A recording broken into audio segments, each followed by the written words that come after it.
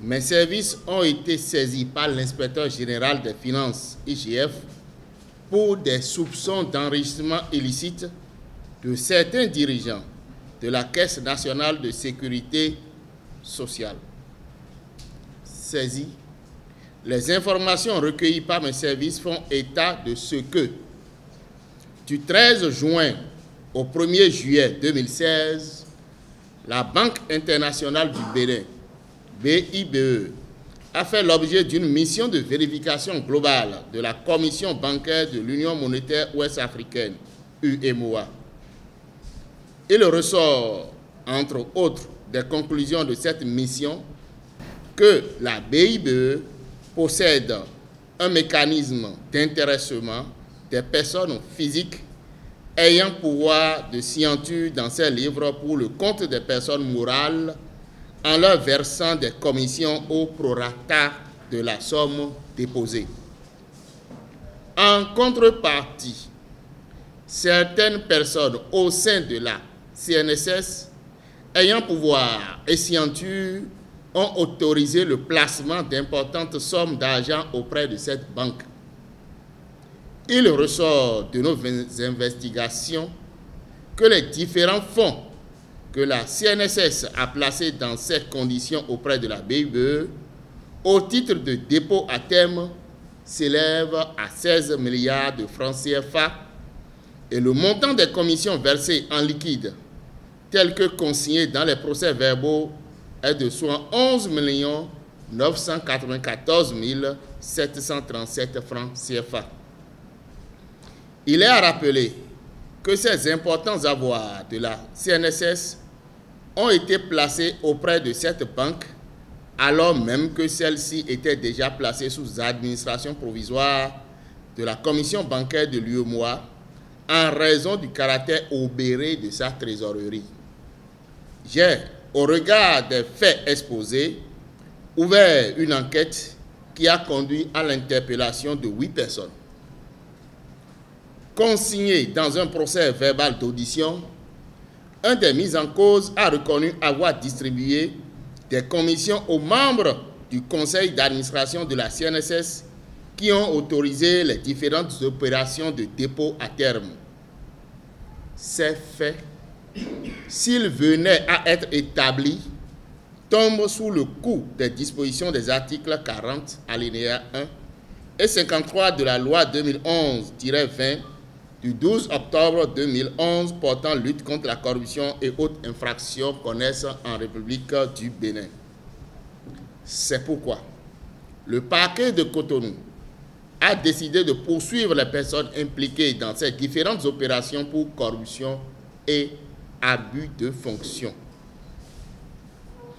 Il est entendu qu'à ce stade, ces personnes, conformément aux dispositions constitutionnelles, bénéficient de la présomption d'innocence.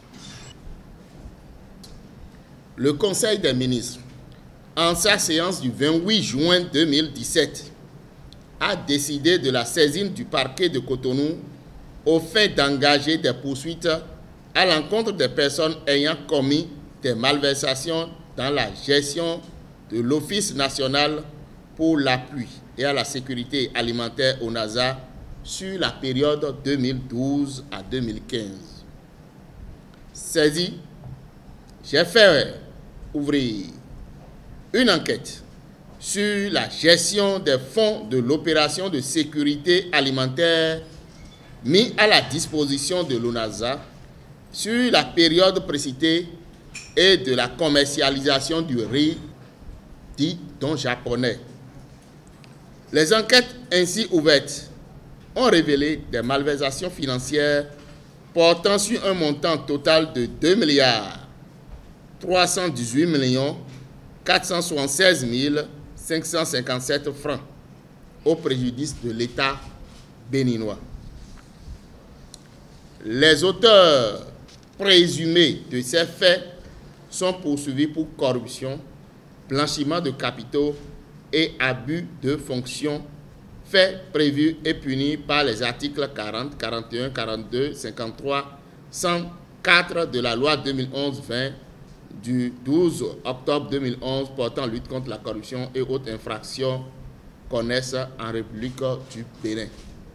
Ils comparaîtront à l'audience du flagrant délit du 15 décembre 2017. Le Conseil des ministres, en sa séance du 6 septembre 2017, a décidé de la saisine du parquet de Cotonou au fait d'engager des poursuites à l'encontre des personnes ayant commis des malversations dans la gestion de la centrale d'achat des intrants agricoles, CAIA. Saisi, j'ai ordonné l'ouverture d'une enquête. Il ressort des résultats de ces investigations que, sur la période 2014 à 2015, des malversations financières de plus de 2 milliards de francs CFA sur une subvention de 3 milliards 680 millions de francs CFA devant initialement servir à l'approvisionnement en intrants vivriers destinés aux agriculteurs sur toute l'étendue du territoire national ont été distraits. Les personnes impliquées dans ces faits ont été également poursuivies pour détournement de deniers publics, défaut d'inventaire et d'état financier annuel, abus de biens sociaux, faits prévus et punis par les articles 45, 46, 47, 64-1, 68-1 de la loi 2011-20 du 12 octobre 2011 portant lutte contre la corruption et autres infractions connaissent en République du Bénin, et la cause sera évoquée à l'audience des flagrants délits du 27 décembre 2017 au tribunal de première instance de Cotonou. Des procédures particulières seront engagées contre d'autres personnes ayant participé à ces malversations en raison de leur qualité au moment des faits.